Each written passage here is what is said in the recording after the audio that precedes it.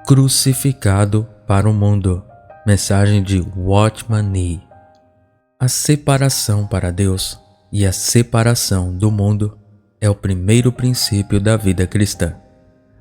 João, em sua revelação de Jesus Cristo, viu dois extremos irreconciliáveis, dois mundos que, moralmente, eram polos opostos. Ele foi primeiro levado no espírito a um deserto para ver Babilônia, mãe das meretrizes e das abominações da terra. Então ele foi levado no mesmo espírito a uma grande e alta montanha, onde viu Jerusalém, a noiva, a esposa do Cordeiro. O contraste é claro e dificilmente poderia ser declarado de forma mais explícita. Quer sejamos um Moisés ou um Balaão, para termos a visão de Deus sobre as coisas, devemos ser levados, como João, ao topo de uma montanha. Muitos não conseguem ver o plano eterno de Deus, ou se o veem, o entendem apenas como uma doutrina seca como pó, mas se contentam em permanecer nas planícies. Pois a compreensão nunca nos move, somente a revelação faz isso. Do deserto, podemos ver algo da Babilônia, mas precisamos de revelação espiritual para ver a nova Jerusalém de Deus. Depois de vê-lo, nunca mais seremos os mesmos. Como cristãos, portanto, depositamos tudo nesse abrir dos olhos, mas para experimentá-lo, devemos estar preparados para abandonar os níveis comuns e subir. A prostituta Babilônia é sempre a grande cidade, com ênfase em sua obtenção de grandeza. A noiva Jerusalém é, em contraste, a cidade santa, com ênfase correspondente em sua separação para Deus. Ela é de Deus e está preparada para o marido. Por isso ela possui a glória de Deus. Esta é uma questão de experiência para todos nós. Santidade em nós é o que é de Deus, o que é totalmente separado para Cristo. Segue a regra de que só retorna para lá o que se originou no céu, pois nada mais é santo. Deixe de lado este princípio de santidade e estaremos instantaneamente na Babilônia. Assim, a muralha é a primeira característica que João menciona em sua descrição da própria cidade. Existem portões fazendo provisão para os passos de Deus, mas o muro tem precedência. Pois, repito, a separação é o primeiro princípio da vida cristã. Se Deus quer sua cidade com suas medidas e sua glória naquele dia, então devemos construir esse muro nos corações humanos agora. Isso significa, na prática, que devemos guardar como precioso tudo o que é de Deus e recusar e rejeitar tudo o que é da Babilônia. Não quero dizer com isso uma separação entre os cristãos. Não ousamos excluir nossos próprios irmãos, mesmo quando não podemos participar de algumas das coisas que eles fazem. Não, devemos amar e receber nossos companheiros cristãos, mas ser intransigentes em nossa separação do mundo em princípio. Neemias, em seus dias, conseguiu reconstruir o muro de Jerusalém, mas apenas em face de grande oposição, pois Satanás odeia distinção. A separação dos homens para Deus ele não pode tolerar. Neemias e seus colegas se armaram, portanto, e assim equipados para a guerra, assentaram pedra sobre pedra. Este é o preço da santidade para o qual devemos estar preparados. O Éden era um jardim sem muro artificial para manter os inimigos afastados, para que Satanás pudesse entrar. Deus pretendia que Adão e Eva o guardassem, Gênesis 2:15, constituindo eles mesmos uma barreira moral para ele. Hoje, por meio de Cristo, Deus planeja no coração de seu povo redimido um Éden ao qual de fato triunfante, Satanás finalmente não terá nenhum acesso moral. De modo algum entrará nele coisa alguma impura ou aquele que comete abominação e mentira, mas somente os que estão no livro da vida do Cordeiro. A maioria de nós concordaria que o apóstolo Paulo recebeu uma revelação especial da Igreja de Deus. De maneira semelhante, sentimos que Deus deu a João uma compreensão especial da natureza do mundo. Cosmos é, de fato, a palavra peculiar de João.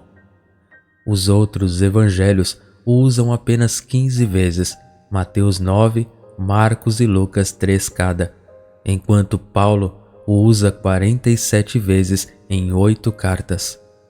Mas João o usa 105 vezes ao todo, 78 em seu evangelho, 24 em suas epístolas e mais 3 no Apocalipse.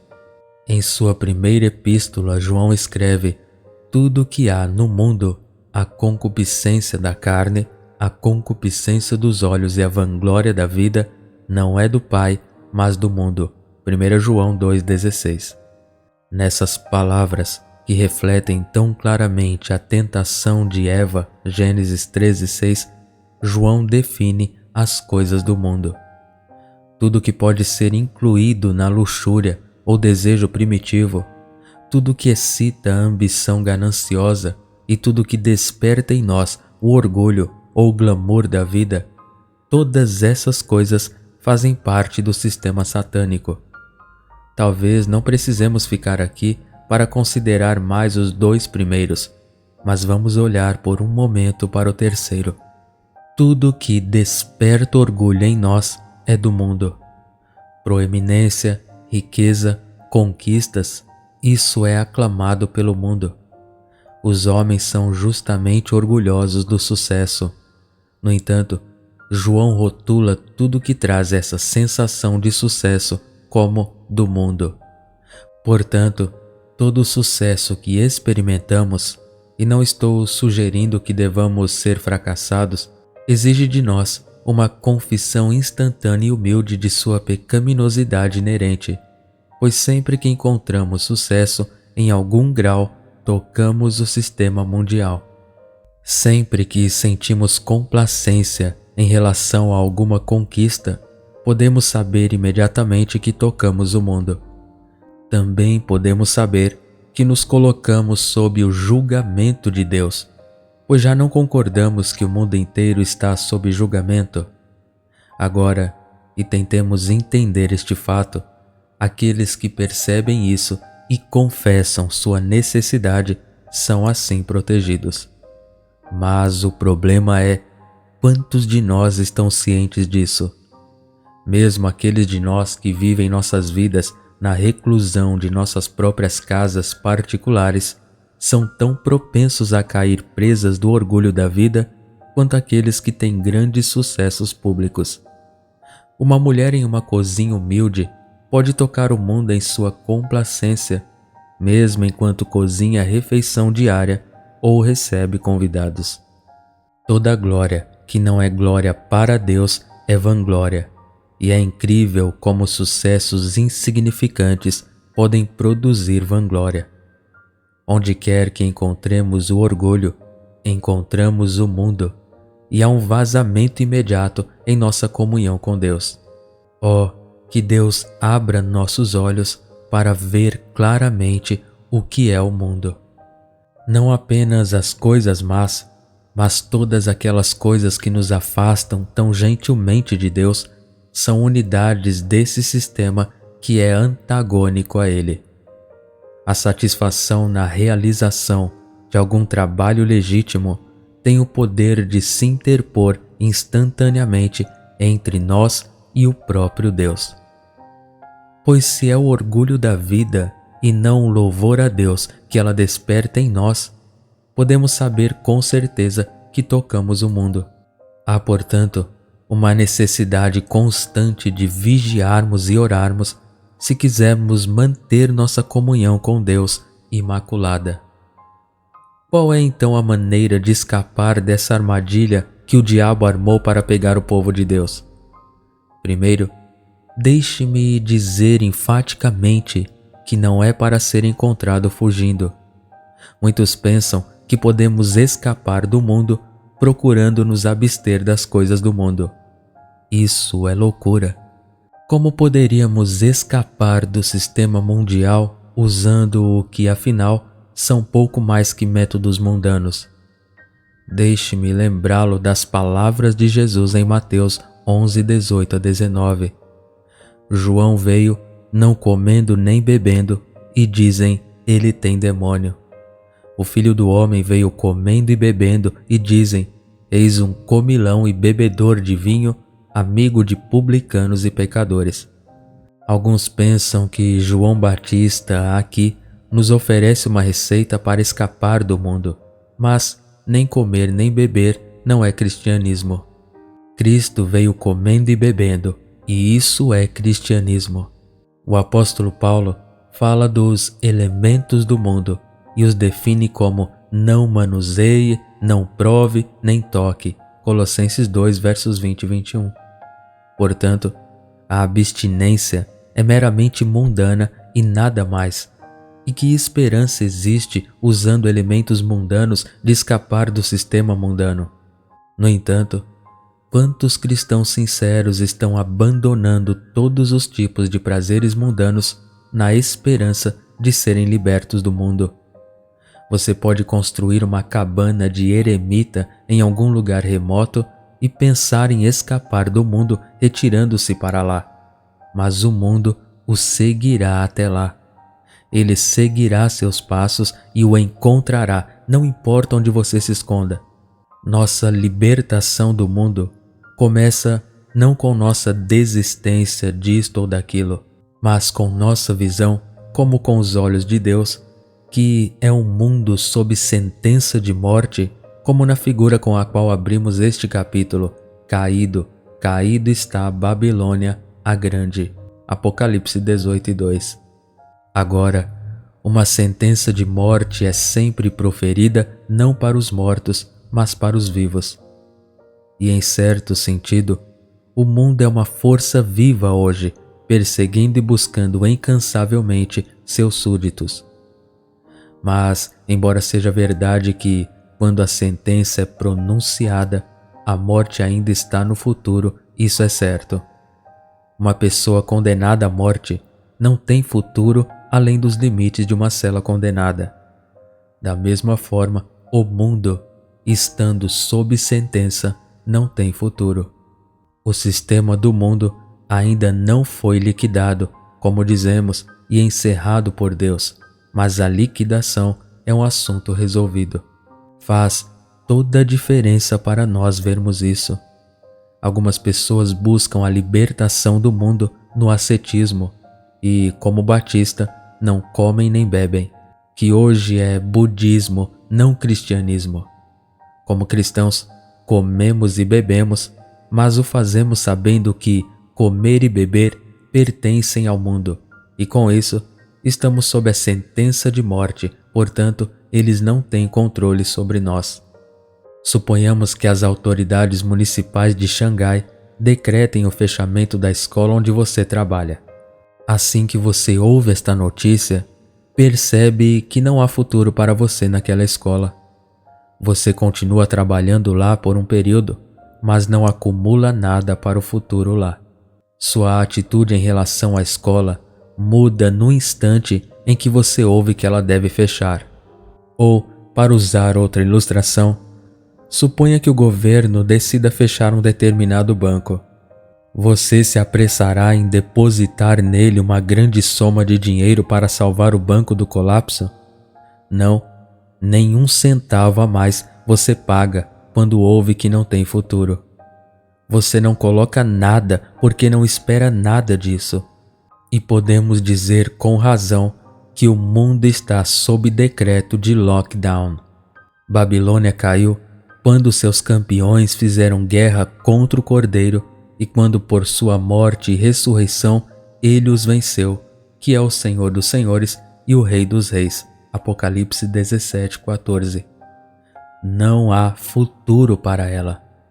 Uma revelação da cruz de Cristo envolve para nós a descoberta deste fato, que através dela tudo que pertence ao mundo está sob sentença de morte. Continuamos vivendo no mundo e usando as coisas do mundo, mas não podemos construir futuro com elas, pois a cruz destruiu toda a nossa esperança nelas. A cruz de nosso Senhor Jesus, podemos verdadeiramente dizer, arruinou nossas perspectivas no mundo. Não temos nada para viver lá. Não há caminho verdadeiro de salvação do mundo que não comece com tal revelação. Precisamos apenas tentar escapar do mundo fugindo dele para descobrir o quanto o amamos e o quanto ele nos ama.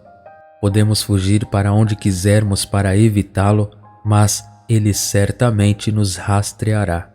Mas, inevitavelmente, perdemos todo interesse pelo mundo e ele perde seu domínio sobre nós assim que nos demos conta de que o mundo está condenado. Ver isso é ser automaticamente separado de toda a economia de Satanás. No final de sua carta aos Gálatas, Paulo afirma isso muito claramente.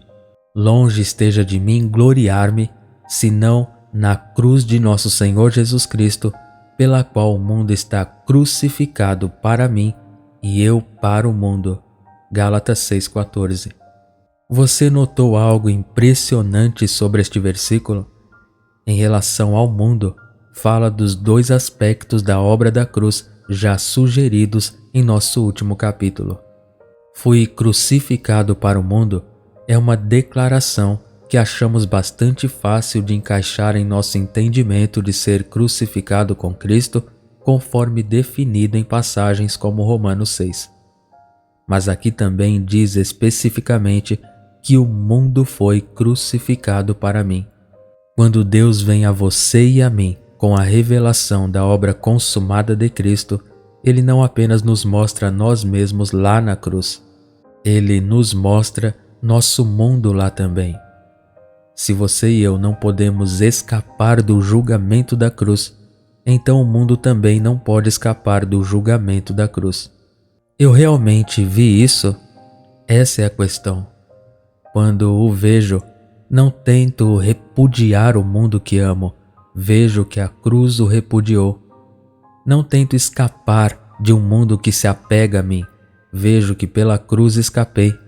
Como tantas outras coisas na vida cristã, o caminho da libertação do mundo é uma surpresa para a maioria de nós, pois está em desacordo com todos os conceitos naturais do homem. O homem procura resolver o problema do mundo afastando-se fisicamente do que considera a zona de perigo. Mas a separação física não traz separação espiritual. E o inverso também é verdadeiro, que o contato físico com o mundo não exige a captura espiritual pelo mundo. A escravidão espiritual ao mundo é fruto da cegueira espiritual e a libertação é o resultado de termos nossos olhos abertos. Por mais próximo que esteja nosso contato com o mundo externamente, somos liberados de seu poder quando realmente vemos sua natureza. O caráter essencial do mundo é satânico, está em inimizade com Deus. Ver isso é encontrar libertação. Deixe-me perguntar, qual é a sua ocupação? Um comerciante? Um médico? Não fuja desses chamados. Simplesmente escreva, o comércio está sob sentença de morte. Escreva, a medicina está sob sentença de morte. Se você fizer isso de verdade, a vida será mudada para você no futuro. No meio de um mundo sob julgamento por sua hostilidade a Deus, você saberá o que é viver como alguém que realmente o ama e teme. Amém.